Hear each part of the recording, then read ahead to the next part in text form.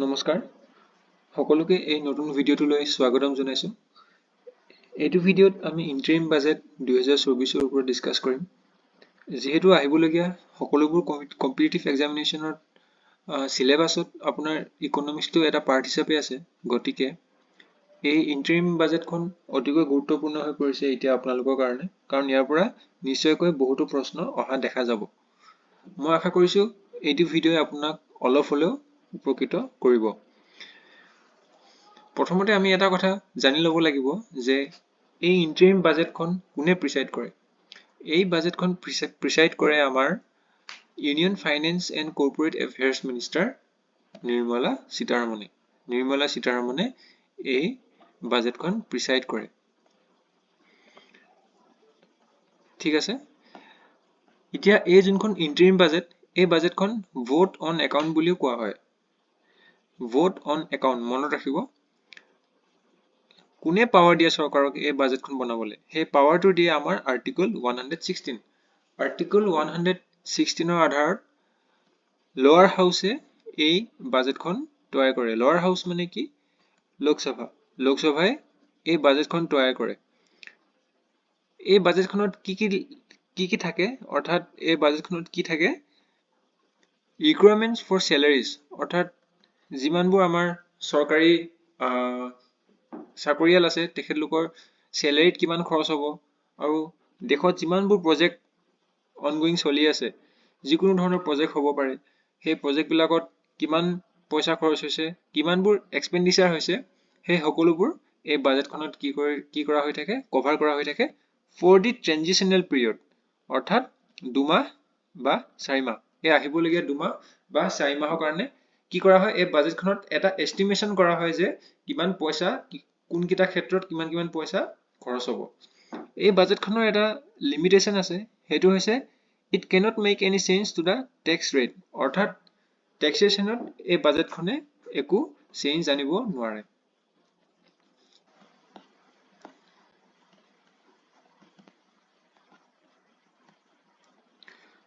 Normally 1 ফেব্ৰুৱাৰী তাৰিখে এই interim বাজেটখন প্ৰিচাইড কৰা হয়।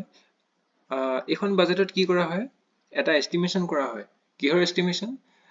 আমাৰ দেশৰ যিমানবোৰ ছেক্টৰ আছে, যেনে ধৰক এডুকেশ্যন ছেক্টৰ, হেল্থ ছেক্টৰ, এই ছেক্টৰসমূহত কিমান পইচা খৰচ হৈছে, বা এইসমূহ ছেক্টৰত কিমান এক্সপেণ্ডিচাৰ হৈছে, বা আমাৰ যিমানবোৰ স্কিম আছে, যেনেকে PMAY স্কিম, PMGSY স্কিম, এই সকলোবোৰ স্কিমত কিমান পইচা খৰচ হৈছে, তাৰে এটা ধাৰণা বনোৱা হয়, বা এটা এষ্টিমেশ্যন কৰা হয়। এতিয়া আমি বাজেটখন ব্ৰেকডাউন কৰোঁ আহক। ইয়াত আপোনালোকে যিমানবোৰ ব্লু কালাৰৰ বক্স দেখিছে, সেইসমূহ ক্ষেত্ৰত কি কৰা হৈছে, বাজেট ইনক্ৰিজ কৰা হৈছে। আৰু যিমানবোৰ আপোনালোকে ৰেড কালাৰৰ বক্স দেখিছে, সেইসমূহৰ ক্ষেত্ৰত কি কৰা হৈছে, বাজেট ডিক্ৰিজ কৰা হৈছে। আমি যদি চাওঁ, আপোনালোকে হয়তো জানে যে আমাৰ বাজেটৰ 28% পইচা আমি কি কৰোঁ, 28% পইচা আমি লোকৰ পৰা ধাৰলৈ লওঁ, অৰ্থাৎ আমি বড়ো কৰোঁ। আৰু ধাৰলৈ ল'লে কি হয়, আমি ইণ্টাৰেষ্ট দিব লাগে। যোৱাটো ফাইনেন্সিয়েল ইয়েৰত, অৰ্থাৎ ফাইনেন্সিয়েল ইয়েৰ 24ত আমি ইণ্টাৰেষ্ট কিমান দিছোঁ, 23.5%। 23.5% আমাৰ পইচা কিহত গৈছে, আমি ইণ্টাৰেষ্ট দিওঁতে গৈছে। আৰু এই বছৰ ফাইনেন্সিয়েল ইয়েৰ 25ত আমি ইণ্টাৰেষ্ট কিমান দিছোঁ, 24.9। আমি কিমান দিম, 24.9% পইচা আমাৰ কিহত যাব, কিহত খৰচ হ'ব, ইণ্টাৰেষ্ট দিওঁতে খৰচ হ'ব।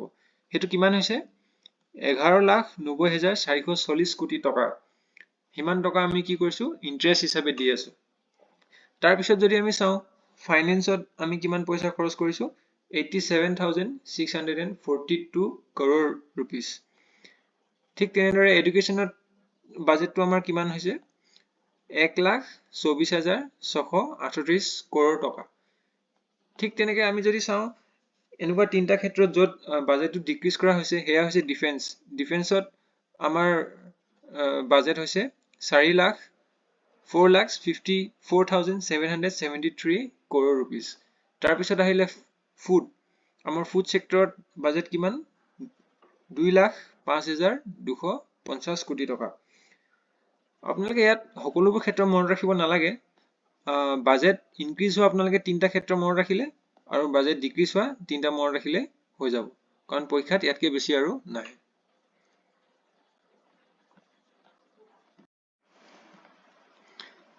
নেক্সট আছে ইয়াত এলোকেশ্যন ফৰ স্পেচিফিক মিনিষ্ট্ৰিজ।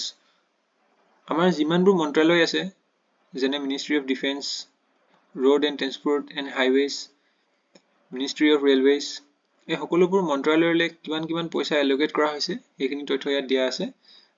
তাৰপিছত যদি আমি চাওঁ, আমাৰ দেশখন চলিবলৈ পইচা আহে ক'ৰ পৰা আৰু আমি পইচা খৰচ ক'ত কৰোঁ তাৰ ওপৰত তথ্য দিয়া আছে। প্ৰথমতে যদি আমি চাওঁ, আমাৰ দেশখন চলিবলৈ 28% পইচা আমি কি কৰোঁ, বড়ো কৰোঁ, অৰ্থাৎ আমি ধাৰলৈ লওঁ। তাৰপিছত আছে ইনকাম টেক্সৰ পৰা আমি কিমান পাওঁ, 19% ইনকাম টেক্সৰ পৰা পাওঁ। তাৰপিছত আহিলে জিএছটি এণ্ড আদাৰ টেক্সৰ পৰা কিমান, 18%। তাৰপিছত কৰ্পৰেশ্যন টেক্সৰ পৰা 17% পইচা পাওঁ। তাৰপিছত এক্সাইজৰ পৰা পাওঁ 5%। আপোনালোকে বি, আই, জি, চি, ই এইটো অৰ্ডাৰত মনত ৰাখিব পাৰিব।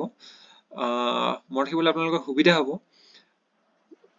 বিৰ পৰা আহিলে আমি প্ৰথম চবতছে বেছি বড়ো কৰোঁ, তাৰপিছত আমি ইনকাম টেক্সৰ পৰা পাওঁ, তাৰপিছত জিএছটিৰ পৰা, তাৰপিছত কৰ্পৰেশ্যন টেক্সৰ পৰা আৰু তাৰপিছত এক্সাইজৰ পৰা আমি 5% পাওঁ।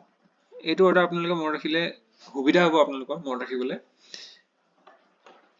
ইয়াৰ পৰা আপোনাৰ পৰীক্ষাত ডাইৰেক্ট কুৱেশ্যনো আহিব পাৰে, আৰু যদিও নাহে আপোনালোকে জেনেৰেলি জানি থোৱাটো ভাল যে আমাৰ দেশখন চলিবলৈ আচলতে পইচা আমাৰ কি ক্ষেত্ৰৰ পৰা আহে সেইখিনি জানি থলে ভাল। তাৰপিছত আমাৰ পইচা আটাইতকৈ বেছি খৰচ ক'ত হয়, যিহেতু আমি বড়ো কৰোঁ চবতছে বেছিকে, গতিকে আমাৰ ইণ্টাৰেষ্ট দিওঁতে আটাইতকৈ বেছি পইচা খৰচ হয়। আমি 20% পইচা ইণ্টাৰেষ্ট দিওঁতে খৰচ কৰোঁ।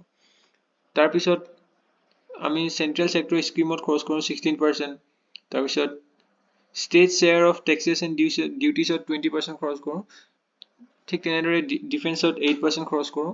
তেনেদৰে যিমান বেলেগ ক্ষেত্ৰ আছে সেই সকলোবোৰ ক্ষেত্ৰত কিমান পাৰ্চেণ্ট খৰচ কৰোঁ সেইটো ইয়াত দিয়া আছে। ঠিক আছে।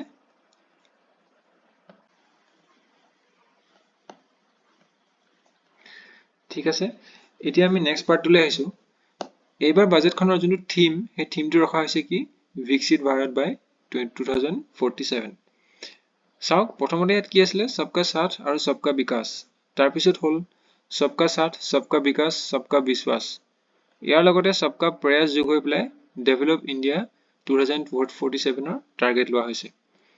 ইণ্টাৰেষ্টিংলি 47 লাখ কৰোৰ এইবাৰ বাজেটৰ টোটেল এমাউণ্ট। কিমান, 47.66 লাখ কৰোৰ।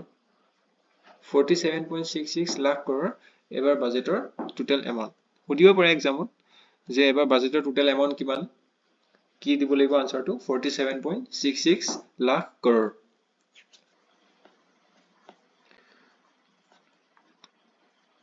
তাৰপিছত ফিজিকেল, ডিজিটেল আৰু ছ'চিয়েল ইনফ্ৰাষ্ট্ৰাকচাৰ ডেভেলপমেণ্টত গুৰুত্ব দিব বুলি কৈছে।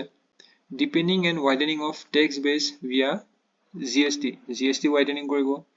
তাৰপিছত এটা ৰবাষ্ট গেটৱে বনাব for global capital and financial services for the economy. যোনখন আমাৰ গিফ্ট চিটি আছে গুজৰাটত, তাৰে এটা এক্সাম্পল হয়। তাৰপিছত ইনফ্লেশ্যন মেনেজমেণ্ট কৰিব বুলি কৈছে। আৰু কি কৈছে, all parts of country becoming active participant in economic growth. দেশৰ সকলো ঠাইৰ মানুহ কি হ'ব, এক্টিভ পাৰ্টিচিপেণ্টছ হ'ব ইন ইকনমিক গ্ৰথ। লাষ্টত ইয়াত এখন দিয়া আছে ইণ্ডিয়া এণ্ড ৱৰ্ল্ড GDP গ্ৰথৰ এখন চাৰ্ট দিয়া আছে, য'ত ইণ্ডিয়ান ডলাৰ GDP গ্ৰথ আৰু ৱৰ্ল্ড ডলাৰ GDP গ্ৰথৰ এই কম্পেৰিজনটো দিয়া আছে। বাকী এইখিনি ইমান গুৰুত্ব নহয়, কিন্তু কিছুমান গুৰুত্বপূৰ্ণ কথা যেনে এই বাজেটখনৰ থিমটো কি হয়, সেইটোৰ ওপৰত প্ৰশ্ন সুধিব পাৰে আপোনাক, ডাইৰেক্ট কুৱেশ্যন। তেনেকে আমি আগৰ কেইখন পেজতো ডিছকাছ কৰা, আমাৰ দেশৰ পইচা আমি আটাইতকৈ বেছি ক'ৰ পৰা লওঁ, আমি বড়ো কৰোঁ। আমাৰ আটাইতকৈ বেছি পইচা খৰচ ক'ত হয়, আমি ইণ্টাৰেষ্ট পে'মেণ্টত খৰচ হয়, তাৰপিছত কোনকেইটা ডিপাৰ্টমেণ্টত কোনকেইটা মিনিষ্ট্ৰীত কিমান পইচা খৰচ হৈছে সেইখিনি ভালদৰে চাব।